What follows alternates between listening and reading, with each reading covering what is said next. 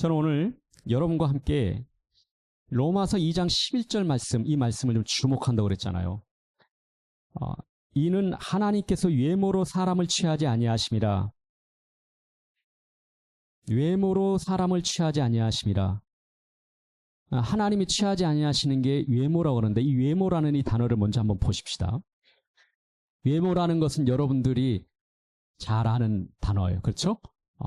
여러분 아침에도 외모 꾸미겼죠? 그렇죠? 그럼 뭐예요? 꾸미는데 보이지 않는 눈을 동원했습니까? 어때요? 여러분의 마음을 살폈습니까? 거울을 보시면서 보이지 않는 내 내면에 다듬는 사람이 있었어요, 혹시? 아마 대부분은 머리와 옷매무새와 보이는 모든 것들, 보이는 것들을 향해서 주목하고 이 아침에 꾸미고 단장하고 왔을 것 같아요. 자기의 내면이 거울을 보면서 내 내면에 꾸미고 없고 내 내면을 바라보고 온 사람은 거의 드물지 않을까 생각됩니다. 예배 자리에 온 우리조차도. 그렇죠? 우리가 하나님 앞에 나아가는데 하나님께서는 우리의 그 준비된 꾸몄던 오늘 예배 자리에 오려고 했던 준비한 그 외모에 하나님은 그 외모로 사람을 취하지 않으신답니다. 저도 오늘 잔뜩 준비하고 왔는데 이것이 하나님이 저를 취하는 조건이 되지 않는다고 말씀하세요. 외모는 단순한 얼굴이 아니라 우리가 가지고 있는 모든 눈에 보이는 조건들 말합니다. 요즘 말하면 스펙을 말했습니다. 내가 갖추고 있는 것들이요. 그런데 이 우리가 가지는 모든 눈에 보이는 조건들을 하나님께서는 그 조건들로 우리를 취하지 않으신다는 거예요. 이것이 그토록 어렵습니다. 이 시대에 이 말씀을 깨닫는다는 게, 이 말씀을 말씀 그대로 받아들인다는 게 상당히 어렵습니다. 아니, 이 시대뿐만 아니라 모든 인생들이 주님은 외모로 내가 가지고 있는 조건들로 나를 취하지 않으신다는 이 사실을 깨달아 가는데 평생이 걸려가는 것 같아요. 하나님 앞에 나아가는데 우리가 가지고 있는 조건들, 보이는 것들은 아무 의미가 없다는 걸 말씀하세요. 여러분들이 지금 그리스도를 믿기 이전이든 믿지만 여전히 수많은 삶의 연약함 그리고 문제들로 갈등 중이든 오늘 로마서 5장 8절 말씀 한번 읽고 자세히 한번 들어보십시다. 우리가 아직 죄인 되었을 때에 그리스도께서 우리를 위하여 죽으심으로 하나님께서 우리에 대한 자기의 사랑을 확증하셨느니라.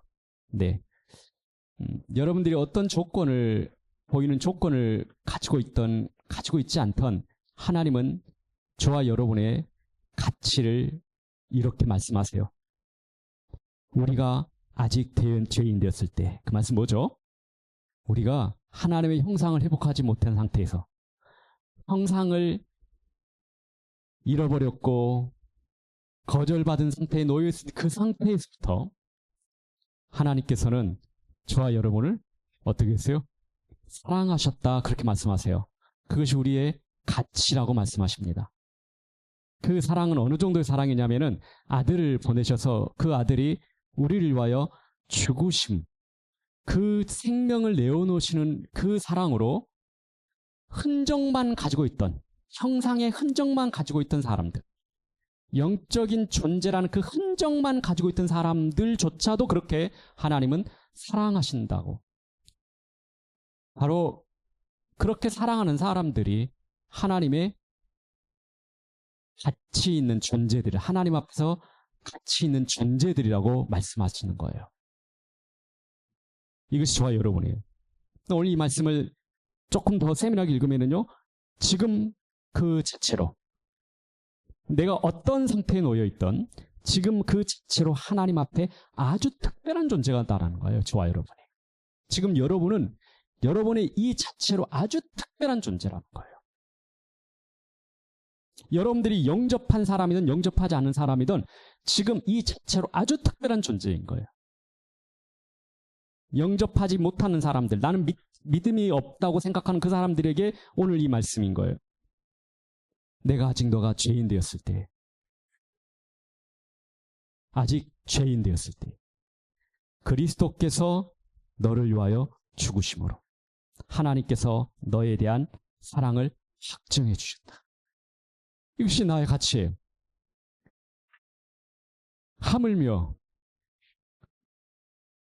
죄인 되었을 때에 하나님을 알지 못하고 떠나 있는 그 사람에게도 하나님의 사랑을 보여주셨는데 그 사랑을 경험한 믿음의 사람들에게는요, 얼마나 그 자체가 존귀하겠습니까? 하나님이 보시기에 얼마나 아름답겠어요. 그것이 우리의 존재 가치다.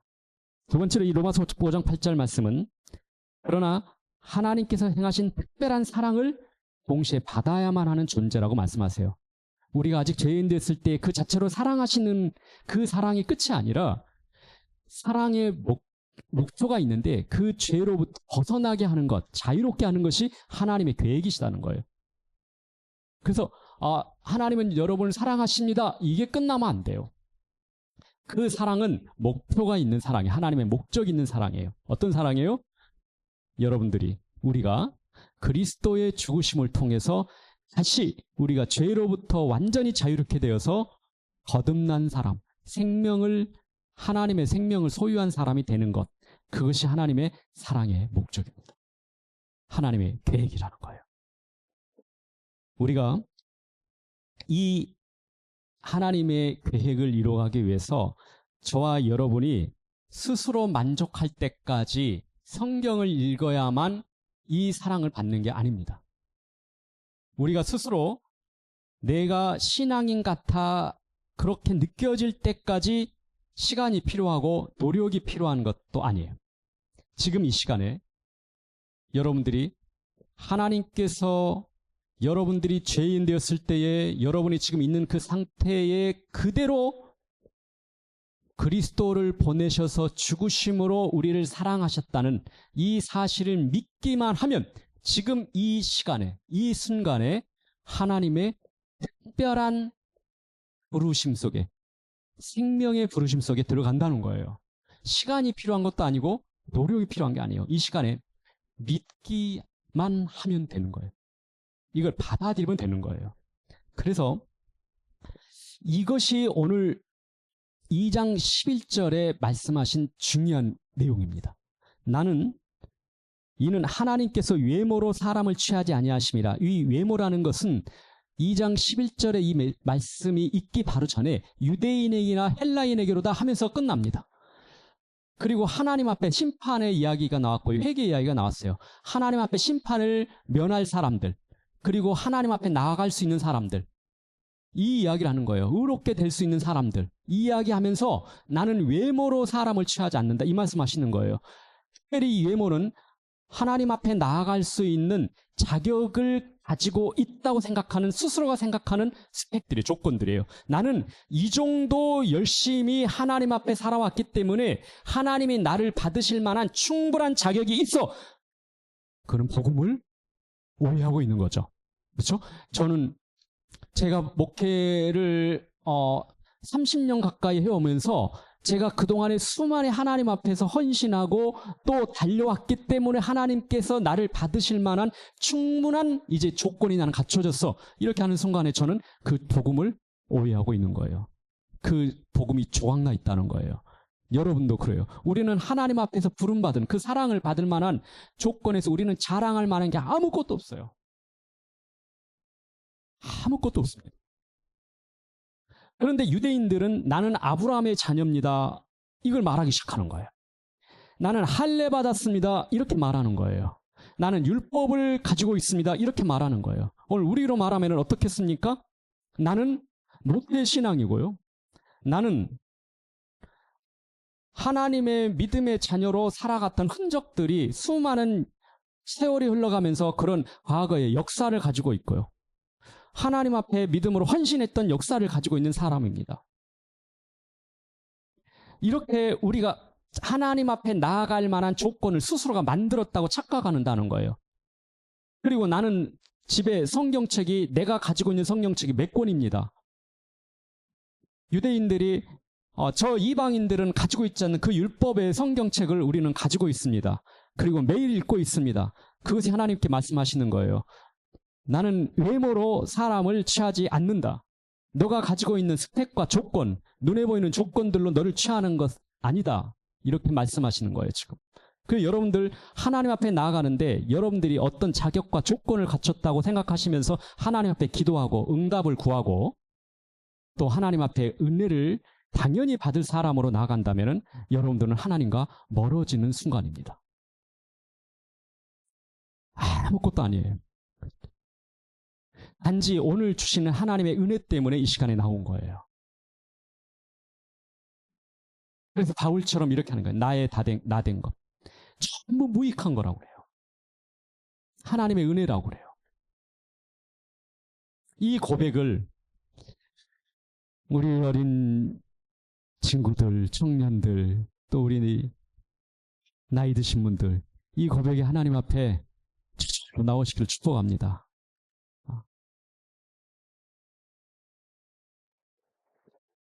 이 말씀은요, 오늘 이 로마서 2장 11절 말씀은 사무엘상 16장 7절 말씀에서 구약에서 우리가 읽을 수 있어요. 한번 같이 읽어보십시다. 여호와께서 사무엘에게 이르시되 그의 용모와 키를 보지 말라. 내가 이미 그를 버렸노라. 내가 보는 것은 사람과 같지 아니하니 사람은 외모를 보거니와 나 여호와는 중심을 보느니라 하시더라. 사람은 외모를 보는데 나 여호와는 중심을 본다. 이 중심이란 단어가 제가 여기다가 히브리어를 좀 써놔봤습니다. 레브란 단어입니다. 레브. 마음이란 단어예요. 마음. 나 여호와는 마음을 본다. 그러면 그 마음에 하나님 제 마음을 보시면은요, 오늘 지금 이 시간에 마음을 보시면은요, 하나님께서 응답하실 수밖에 없는 좋은 마음인 것 같아요. 근데요, 어제 같아서는 어제 그 순간에 제 마음은 하나님 앞에 들키고 싶지 않은 마음인데요, 하루에도 5만 가지 생각이 나오고요, 시시때때로 조속으로 변하고 있습니다. 아침에 좋은 하나님을 찬양했던 그 마음이 오후 시간에 사람 만나고 싶지 않은 그 사람 만나가지고 하나님 앞에 들키고 싶지 않은, 숨어버리고 싶은 그 마음은 하나님 언제 마음을 말씀하시는 거죠? 하루 종일 어떨 때 제가 좋아하는 음식 먹을 때는요, 하나님께 너무 감사한 마음이 나오고요, 이렇게 행복하게 하나님이 만들으셨던 그것에 저절로 행복과 감사와 찬양이 나옵니다. 그런데요, 어느 순간에는요, 삶이 퍽퍽해가지고 먹고 싶은 것도 먹지 못하고 힘들고 고통스러운 시간에는요, 하나님 불평도 나옵니다. 어떤 마음을 보시고 계신 것이죠? 나는 너 마음을 본다고 하는데 도대체 어떤 마음을 보시는 거예요? 이렇게 우리 안에 질문이 있을 것 같아요. 여러분, 어떤 마음을 보실까요? 이 마음이라는 단어가요, 이 레브라는 단어를 쓸 때는요, 그 내면에 한가운데 있는 것, 내면의 한가운데 가지고 있는 그 마음을 보신다 이겁니다. 그러니까 우리 마음 안에 있잖아요. 그 마음 안에 한가운데 있는 그것을 보신다는 거예요. 그러니까 우리가 5만 가지 생각이 많잖아요, 하루에도. 근데 5만 가지 생각에 먹고 싶을 때 먹을 수 있는 그 마음으로 하나님께 찬양하는 그 마음 말고요, 불평할 때 그 마음 말고요, 그 마음 안에 내면에 한가운데 가지고 있는 그 마음 보신대요. 그 마음을 보시면서 어떤 마음이요? 우리가 마음으로 하나님이 취하시는 거예요. 우리의 마음을 보시면서 그 마음 때문에 우리를 취하신대요. 하나님 앞에 나아갈 수 있는 그 마음은 어떤 마음일까요? 하나님 앞에 나아갈 수 있는 마음은 어떤 마음이 여러분 준비된다고 생각하십니까? 성경을 읽고 싶은 간절한 마음들이요. 여러분, 조건이 우리에게 있지 않다고 그랬잖아요. 그렇죠? 어디에 있어요? 하나님께 있어요. 하나님이 우리를 사랑하시는 모양이 어디 있습니까? 하나님께서 우리가 죄인 됐을 때에 그리스도께서 우리를 위하여 죽으심으로. 맞아요. 그리스도께서 내가 죄인 됐을 때 아무런 하나님 앞에 경건의 열매를 드릴 수 없을 때, 그때 그리스도께서 나를 위하여 죽으셨다는 이 사실, 그것이 하나님이 우리에게 그 그리스도를 통해서 하나님의 한없는 사랑을 보여줬다는 그 사실을 믿는 그 믿음이 우리 마음에 가장 중심에 있을 때 불평도 하고 찬양도 하고 왔다 갔다 하는 그 마음이 아니라, 주속으로 변하는 마음이 아니라 근본적으로 내가 누군지 하나님을 믿는 그 믿음이 내 안에 가득 한 중심에 놓여 있는 그 마음을 보신다는 거예요. 지금 취하신다 이렇게 말씀하십니다. 그래서 하나님께서 보시는 것은 바로 그리스도 안에서 너가 누구냐를 보시는 거예요. 그러면 우리의 눈도 어떻게 해야 돼요? 하나님과 똑같은 걸 봐야 돼요. 하나님이 주목하시는 걸 우리도 주목해야 돼요. 여러분, 우리가 하나님이 주목하시는 걸 주목하시다 그러면 우리는 어디를 쳐다보죠? 하늘을 쳐다보죠. 근데 주님은 어디를 쳐다보고 계십니까? 우리의 마음을, 내면을 쳐다보고 계신데요. 그럼 우리도 어디를 쳐다봐야 될 것 같아요? 우리의 내면을 쳐다봐야 돼요. 하나님이 취하시는, 보시는 것은 우리의 내면입니다. 여러분의 내면이요.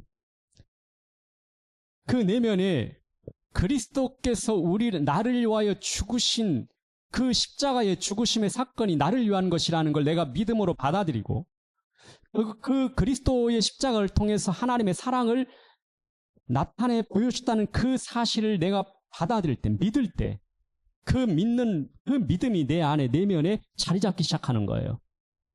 비록 옛 습관 때문에 자주 넘어지고 연약해서 자꾸 하나님이 불편하시는 일들을 행하고 말하기도 하지만 내 안에 근본적으로 내가 누군지를 바라보는 거예요. 하나님께서는 그 내가 오늘 행동했던 한 가지를 그렇게 살피시는 것보다 더 중요한 것은 우리의 내면을 보시고 우리를 취하고 계신다는 거예요.